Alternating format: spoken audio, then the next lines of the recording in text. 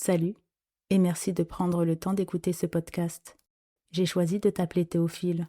En grec, c'est aimer de Dieu. Je te conseille d'écouter les épisodes dans l'ordre. Tu verras, ça prend tout son sens. Bonne écoute, Théophile.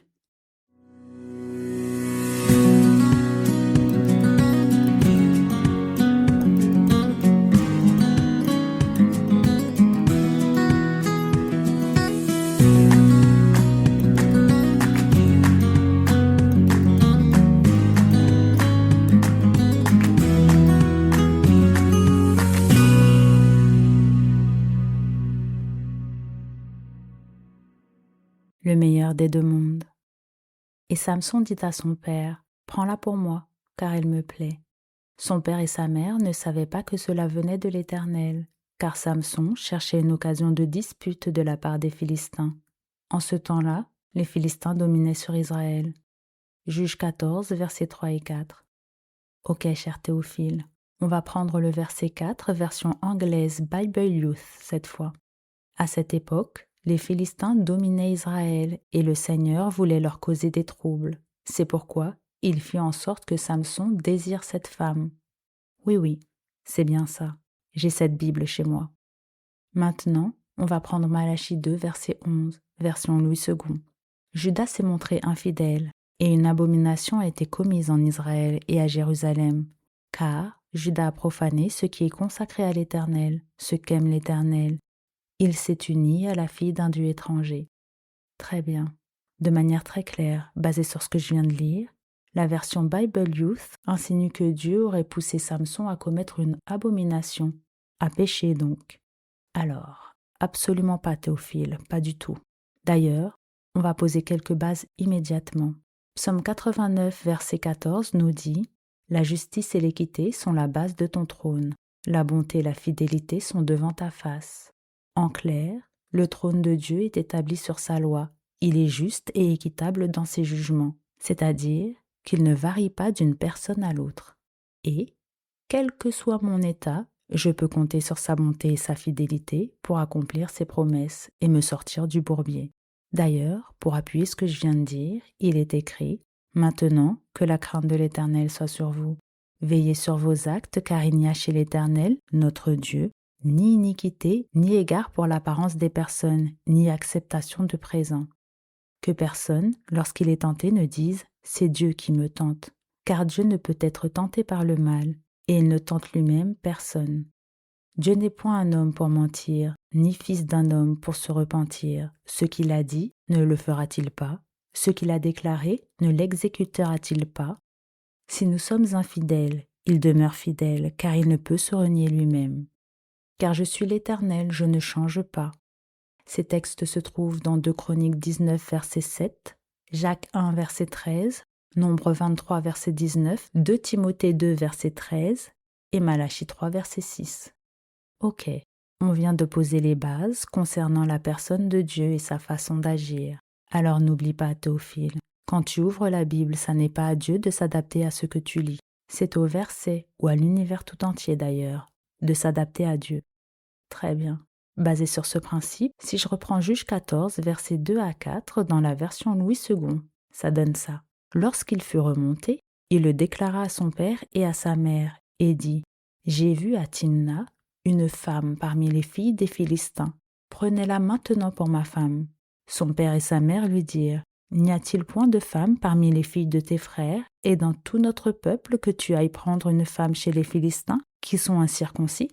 Et Samson dit à son père, « Prends-la pour moi car elle me plaît. » Son père et sa mère ne savaient pas que cela venait de l'Éternel, car Samson cherchait une occasion de dispute de la part des Philistins. En ce temps-là, les Philistins dominaient sur Israël. Ça n'est pas tellement plus clair. Alors attends, je t'explique, Bible en main.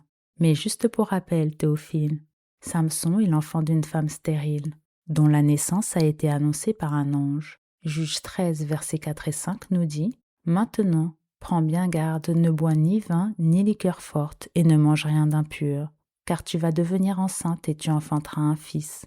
Le rasoir ne passera point sur sa tête, parce que cet enfant sera consacré à Dieu dès le ventre de sa mère, et ce sera lui qui commencera à délivrer Israël de la main des Philistins. » Samson est un Naziréen, consacré à l'Éternel dès sa naissance, et il a une mission particulière. Très bien, reprenons. Que pense Dieu de cette union? Deutéronome 7, versets 1, 3 et 4 nous dit « Lorsque l'Éternel ton Dieu t'aura fait entrer dans le pays dont tu vas prendre possession, et qu'il chassera devant toi beaucoup de nations, les Héthiens, les Girgasiens, les Amoréens, les Cananéens, les Phéréziens, les Éviens et les Jébusiens, 7 nations plus nombreuses et plus puissantes que toi, tu ne contracteras point de mariage avec ces peuples, tu ne donneras point tes filles à leurs fils, et tu ne prendras point leurs filles pour tes fils, car ils détourneraient de moi tes fils qui serviraient d'autres dieux, et la colère de l'Éternel s'enflammerait contre vous. Il te détruirait promptement. » Tu peux aussi lire de ton côté Exode 34, versets 15 et 16, Théophile. Josué 23, versets 12 et 13 nous dit « Si vous vous détournez et que vous vous attachiez au reste de ces nations qui sont demeurées parmi vous, si vous vous unissez avec elles par des mariages et si vous formez ensemble des relations, soyez certains que l'Éternel, votre Dieu, ne continuera pas à chasser ces nations devant vous, mais elles seront pour vous un filet et un piège, un fouet dans vos côtes et des épines dans vos yeux, jusqu'à ce que vous ayez péri de dessus de ce bon pays que l'Éternel, votre Dieu, vous a donné. » Ok, pour le coup, les instructions sont plutôt claires et répétées encore et encore.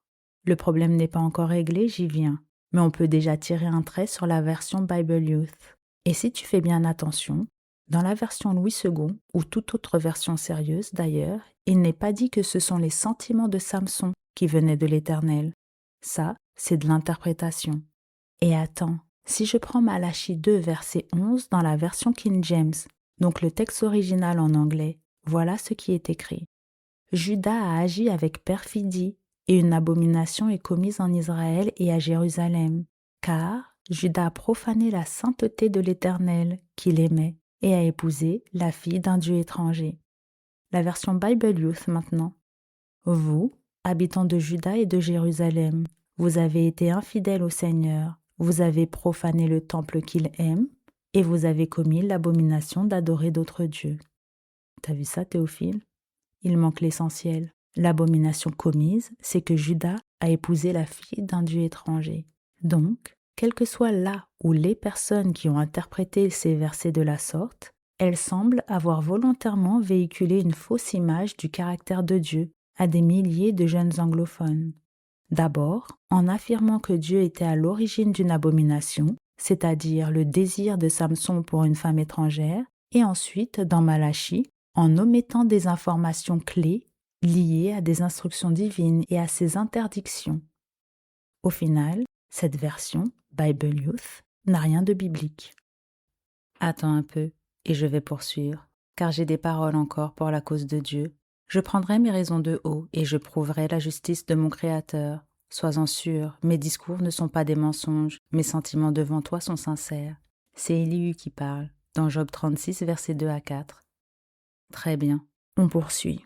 Deutéronome 8, verset 2 nous dit « Souviens-toi de tout le chemin que l'Éternel ton Dieu t'a fait faire pendant ces 40 années dans le désert, afin de t'humilier et de t'éprouver, pour savoir quelles étaient les dispositions de ton cœur, et si tu garderais ou non ses commandements. » Deutéronome 13, versets 1 et 3 nous dit « S'il s'élève au milieu de toi un prophète ou un songeur qui t'annonce un signe ou un prodige et qu'il y ait accomplissement du signe ou du prodige dont il a parlé, en disant « Allons après d'autres dieux, des dieux que tu ne connais point, et servons-les. Tu n'écouteras pas les paroles de ce prophète ou de ce songeur, car c'est l'Éternel votre Dieu qui vous met à l'épreuve pour savoir si vous aimez l'Éternel votre Dieu de tout votre cœur et de toute votre âme. » Très bien. Au temps des juges maintenant, voilà ce qui est dit. Ils abandonnèrent l'Éternel, le Dieu de leur père, qui les avait fait sortir du pays d'Égypte, et ils allèrent après d'autres dieux d'entre les dieux des peuples qui les entouraient. Ils se prosternèrent devant eux, et ils irritèrent l'Éternel. Alors, la colère de l'Éternel s'enflamma contre Israël, et il dit « Puisque cette nation a transgressé mon alliance que j'avais prescrite à ses pères, et puisqu'ils n'ont point obéi à ma voix, je ne chasserai plus devant eux aucune des nations que Josué laissa quand il mourut. C'est ainsi que je mettrai par elle Israël à l'épreuve, pour savoir s'ils prendront garde ou non de suivre la voie de l'Éternel, comme leurs pères y ont pris garde. Juge 2, verset 12, puis 20 à 22. Théophile, Joseph aussi a été mis à l'épreuve avec la femme de Potiphar. Résultat, on sait tous que son cœur était attaché à l'Éternel et qu'il marchait dans ses voies. Pour Samson, c'est une autre histoire. Jacques 1, verset 12 nous dit « Heureux l'homme qui supporte patiemment la tentation, car, après avoir été éprouvé, il recevra la couronne de vie que le Seigneur a promise à ceux qui l'aiment. » L'épreuve vient de Dieu. Elle n'est pas de ton fait, Théophile. C'est un principe de base. Adam et Ève aussi ont été éprouvés, comme chacun d'entre nous. Dieu ne les a pas tentés, mais il a autorisé l'ennemi à le faire. Jacques 1, versets 2 à 4 nous dit « Mes frères, regardez comme un sujet de joie complète les diverses épreuves auxquelles vous êtes exposés, sachant que l'épreuve de votre foi produit la patience. Mais il faut que la patience accomplisse parfaitement son œuvre, afin que vous soyez parfaits et accomplis, sans faillir en rien. » Tu vois, Théophile, l'épreuve est un outil pédagogique entre les mains de Dieu. Elle te révèle qui tu es vraiment et ce qu'il y a dans ton cœur. L'objectif étant la prise de conscience, la remise en question et l'abandon de ta personne, afin de permettre à Dieu de remporter la victoire sur toutes tes faiblesses. Et dans cette histoire, tu as remarqué que l'épreuve est pour tout le monde. Tu ne contracteras point de mariage avec ces peuples, tu ne donneras point tes filles à leurs fils et tu ne prendras point leurs filles pour tes fils. J'aime beaucoup la réaction des parents. Cet enfant est un don spécial de Dieu, consacré à l'Éternel depuis sa naissance. Ben non, tu ne te maries pas avec n'importe qui, c'est tout. Eux ont passé le test. Mais cette épreuve, taillée sur mesure pour leur fils, vient de l'Éternel. Et puisque Dieu ne fait rien sans avertir ses serviteurs, alors, en demandant, les parents ont dû finir par le savoir et ont accepté d'accompagner leur fils à Timna. Samson cherche une occasion de dispute avec les Philistins, donc il est dans sa mission. Oui, mais il veut l'accomplir à sa façon. Il n'est pas là pour honorer Dieu. D'ailleurs, je ne sais pas si tu as remarqué, mais il n'y a pas une fois où il a utilisé la force que Dieu lui a donnée pour autre chose que pour sa propre personne. Du coup, le plan de Dieu avec Samson était multiple. Anéantir le pouvoir des Philistins, sauver Israël d'entre leurs mains et ramener le cœur de son peuple à lui. Et surtout, si je puis dire, sauver Samson, personnellement. En ce qui me concerne, je n'ai jamais entendu dire « Ah, j'aurais voulu vivre ce que Samson a vécu ». Non, il n'y a pas de quoi être admiratif de la vie de l'homme le plus fort que la terre ait porté. C'est quand même bien dommage. Et pourtant, la plupart des chrétiens vivent exactement comme lui. Il a voulu avoir le meilleur des deux mondes.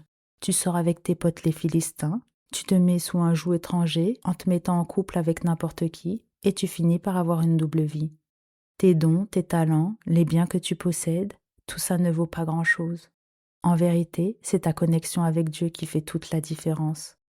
Quand tu te laisses guider par tes passions ou par tes convoitises, tu finis par être aveuglé et tu tournes en rond enchaîné comme une bête. C'est le plan de l'ennemi pour ta vie, Théophile. T'as beau savoir que tu as été consacré à l'Éternel dès ta naissance et que Dieu te destine à quelque chose de grand, tes choix font réellement ta destinée. Et Théophile, tu sais que si tu décides de vivre dans le péché, tu sors de sous la protection divine, n'est-ce pas? Tu te rends compte que tu te mets à découvert? Si quelqu'un t'a dit le contraire, sache que c'est totalement faux. Et attends, tomber et vivre dans le péché sont deux choses totalement différentes. C'est mathématique. Selon l'équation divine, ça donne ça. Proverbe 28, verset 9 nous dit « Si quelqu'un détourne l'oreille pour ne pas écouter la loi, sa prière même est une abomination. » Mais attends, si tu ajoutes à ça Ézéchiel 18, verset 23, « Ce que je désire, est-ce que le méchant meure, dit le Seigneur, l'Éternel? N'est-ce pas qu'il change de conduite et qu'il vive ?» Donc si tu ajoutes à ça la repentance, et la repentance mène au changement de conduite, alors a lieu 1 Jean 3, verset 20. Car si notre cœur nous condamne, Dieu est plus grand que notre cœur et il connaît toutes choses. Ça, c'est la chute. Cette fois, le juste tombe et il se relève. Lève-toi, combat, mais ne t'installe pas dans la situation, Théophile. Ça va aller. Mais si notre cœur nous condamne, donc on a des remords ou des regrets, selon 1 Jean 3, verset 20, mais qu'on soustrait à ça la repentance préconisée dans Ézéchiel 18, verset 23, ce qui veut dire qu'on reste dans notre situation, là par contre c'est vivre dans le péché. Et la prière devient une abomination selon Proverbe 28, verset 9. Alors là par contre c'est dangereux et il faut que tu sortes de là, Théophile. Dieu use de patience envers nous, c'est une certitude, c'est biblique. Mais attention, on ne se moque pas de Dieu, ce que l'on sème, on le récoltera aussi. Basé sur cette équation, je vais prendre une illustration. On est au temps de Samson, qui a été juge pendant 40 ans en Israël. Eh Peg, t'as entendu ce qui s'est passé? Non, vas-y, dis-moi. Une nuit, Samson était chez une prostituée à Gaza. Et on dit aux gens de Gaza, Samson est arrivé ici. Et ils l'environnèrent et se tinrent en embuscade toute la nuit à la porte de la ville. Ils restèrent tranquilles toute la nuit, disant, au point du jour, nous le tuerons. Samson demeura couché jusqu'à minuit. Vers minuit, il se leva, et il saisit les battants de la porte de la ville et les 2 poteaux, les arracha avec la barre, les mit sur ses épaules et les porta sur le sommet de la montagne qui est en face d'Hébron, selon Juge 16, versets 2 et 3. Attends quoi? Oui, il a saisi les battants de la porte et... Non, attends. Il était où? Ah, il était à Gaza, chez une prostituée. Et maintenant, il est avec Delilah, c'est ça? Ok, on peut passer à autre chose. Quoi, tu ne savais pas que... Non, c'est bon, la conversation s'arrête là pour moi, Théophile. Le problème, c'est qu'il est juge. Je fais partie des gens qui n'auraient pas été le consulter, et encore une fois, sans jugement de valeur aucun, parce que chaque personne chute, moi la première, c'est un fait. Et surtout, chaque personne fera bien ce qu'il voudra. On est tous libres devant Dieu. Mais on va parler bien. Le seul rôle d'un représentant de la loi, et donc ici de la loi divine, c'est de t'encourager à choisir Dieu en tout et pour tout en te montrant l'exemple. Mais si toi-même tu ne l'as pas choisi, alors à quoi bon? Et attention, personne n'est à l'abri d'une chute, comme je viens de le dire, pas même l'homme selon le cœur de Dieu, David. Donc là n'est pas le problème. Dans le cas de Samson, vis ce que tu veux vivre, mais sors de ta position. 40 ans juge. Non, sois un bon fils prodigue, je te pousse pas à partir, mais à être honnête. Descends de l'estrade, descends de la chair, descends de là où tu es monté, puisque tu sais très bien que tu ne peux pas présenter ou représenter Dieu correctement en l'état. Et bats-toi comme tout le monde, on ne vit pas dans 2 mondes. Repentez-vous car le royaume des cieux est proche, c'est notre message. Une invitation à changer de vie. Le temps est court, vraiment, on n'a plus le temps pour les faux-semblants. Apocalypse 17, verset 6 nous dit que la femme est ivre du sang des saints et du sang des témoins de Jésus. Autrement dit, pour t'atteindre, cette Église ou ses représentants te poussent à pécher par leur propre exemple ou sont pleins de compromis. Ils cautionnent ton état ou ta vie de péché. Et puisque le salaire du péché c'est la mort, elle, cette Église ou ses représentants, s'enivrent de ta situation et toi, tu risques d'en mourir éternellement. Théophile, je sais parfaitement que sortir de certaines situations n'est pas simple. On passe tous par là. On abordera le sujet, ne t'en fais pas. Mais il va falloir te débattre. Sinon, Dieu, qui aura tout essayé avec douceur, finira par agir différemment, mais à tes risques et périls, si je puis dire. Samson a perdu ses yeux et est devenu esclave. Il tournait en rond comme un âne. Il a reçu un nom hors pair, une vie prometteuse, pour finir comme ça. Nebuchadnezzar a passé 7 ans dehors comme une bête des champs, lui qui avait été si puissant. Au final, les 2 ont choisi Dieu. Est-ce qu'ils étaient obligés de passer par là? Non, mais leur choix les a menés jusque-là. Et toi? Bon courage, Théophile. Merci pour ton écoute, Théophile. J'espère que ça t'a plu. Si oui, n'hésite pas à partager. Et moi, je te dis à la semaine prochaine.